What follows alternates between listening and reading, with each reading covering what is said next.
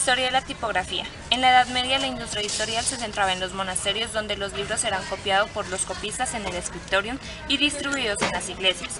A finales de la Edad Media se dio el periodo gótico, en donde se creó la letra gótica con formas pesadas y una fuerte modulación vertical cada vez menos legible. En el Renacimiento, con la invención de la imprenta, la tipografía tomó una especial relevancia. Alrededor de 1440, Johannes Gutenberg desarrolló en Alemania una técnica para elaborar moldes para la impresión de letras individuales, escogiendo el tipo textura como modelo, un tipo de letra que utiliza caracteres del periodo gótico y similar a la escritura manual de la época. Con esta técnica imprimió la Biblia de 42 líneas, la cual estuvo vigente por 500 años. Después del éxito de Gutenberg, en Italia se estableció la primera imprenta de la época. Allí usaron tipos inspirados en la caligrafía humanista del siglo XV con mayúsculas romanas y minúsculas de caligrafía carolina. En 1496, Aldus Manutius, fundador de la imprenta Aldina de Venecia, junto a Francesco Grifo de Bolonia, grabaron diferentes tipos romanos, griegos, hebreos y los primeros itálicos. En el siglo XVI se da la época de oro de la tipografía francesa. Aquí se destaca el trabajo de Garamond, quien creó en París su propio tipo basado en las romanas venecianas de gran legibilidad y elegancia, pasando a ser la joya de la corona del estilo antiguo. La famosa textura de Gutenberg fue suplantada por formas como la Frankfurt. Después del Renacimiento, el periodo barroco fue considerado una época de abundancia y riqueza con brillantes colores y formas redondeadas. Asimismo, se le conoce como la época de transición hacia el clasicismo.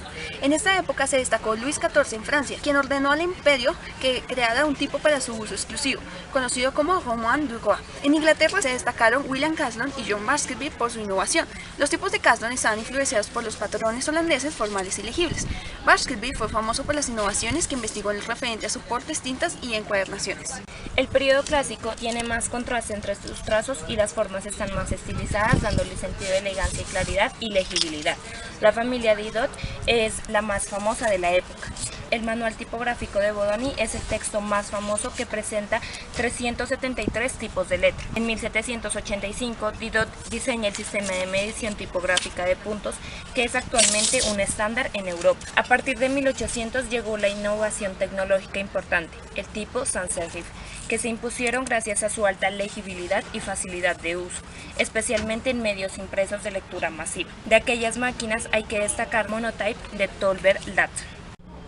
El cambio de siglo inicia con el historicismo, que se caracteriza por la adopción de formas del pasado gótico y barroco, especialmente para la pintura y la escultura.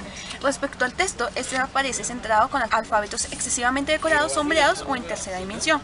Luego le sigue el movimiento Arts and Crafts, que se opone al historicismo y nace del reconocimiento al artesano y de la revalorización de la división entre arte y oficio. Este movimiento destaca lo bello y artesano en el libro, lo que hizo que nuevas imprentas privadas utilizaran una tipografía ornamentada y legible para la creación de diseños compactos. A finales del siglo XIX, la Monotype Corporation recuperó algunos tipos olvidados que hoy son de uso común, como Bembo, Baskerville y Fourier, y de tipos venecianos como la Golden, la Gaudí Old Style, la Cloister Old Style y Centro. El periodo de las vanguardias comienza con el futurismo, que fue uno de los primeros movimientos que supuso una ruptura frontal con las formas tradicionales. Los textos se reparten por la página a modo de collage y formas constructivistas. Se usan tipos de letras ya existentes, romanas, sans serif o serif, haciéndoles pequeñas modificaciones. El dadaísmo fue un movimiento literario y plástico fundado en Zúrich en 1915, que se expandió por toda Europa. En cuanto a la tipografía, había libertad de formas, se daban formas caprichosas, fuertes contrastes de tamaño, grosor y dinamismo visual. El expresionismo nació como una corriente artística que se enfocó en la expresión de los sentimientos y emociones del autor sin preocuparse por la realidad externa.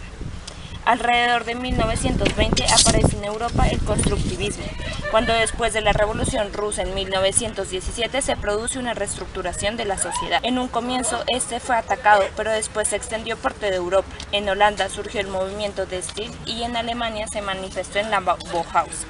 El estilo internacional comienza con la tipografía tradicional de los años 30, el cual ve el resurgimiento de tendencias conservadoras y reaccionarias en todas las áreas de la creación, dando críticas severas al nuevo arte y la nueva tipografía. En Inglaterra, el desarrollo de tipos de impresión contempla los parámetros tradicionales. En 1932, Stanley Morrison creó la tipografía Times New Roman para el diario The Times. Tras la Segunda Guerra Mundial surgió en Suiza un nuevo movimiento llamado Estilo Internacional. Se funda sobre las innovaciones de los constructivistas y de la tipografía elemental. y tiene en cuenta la creciente comunicación internacional y el desarrollo de la fotografía. En este movimiento hubo una creciente demanda de tipografías sans serif, dando la aparición de la Helvética y la Universe. En los años 70 se da una revisión del estilo internacional, en donde la experimentación de la fotocomposición permite que los tipos se compriman y se superpongan unos a otros. Se origina un estilo contemporáneo. La International Typeface Corporation empieza a comercializar tipografías como la Souvenir y la American Typewriter. En 1984 se dio una revolución digital. Con el ordenador personal Apple se dio el nacimiento del concepto de autoedición. Se extendió rápidamente por toda Europa gracias a su facilidad de manejo y su rapidez. Muchos diseñadores utilizaron esta nueva tecnología para representar la tipografía clásica y en algunos casos para experimentar con nuevas formas de expresión. En los años 90 cada usuario de un ordenador se podía considerar un tipógrafo en potencia gracias a la utilización de los sistemas digitales de producción. Desde entonces han emergido miles de tipografías nuevas y pequeñas empresas que las distribuyen. De igual manera, grandes compañías tuvieron que adaptarse a los nuevos tiempos digitales, dando nuevas propuestas tipográficas día tras día, ya sean completamente nuevas o utilizando rasgos del pasado.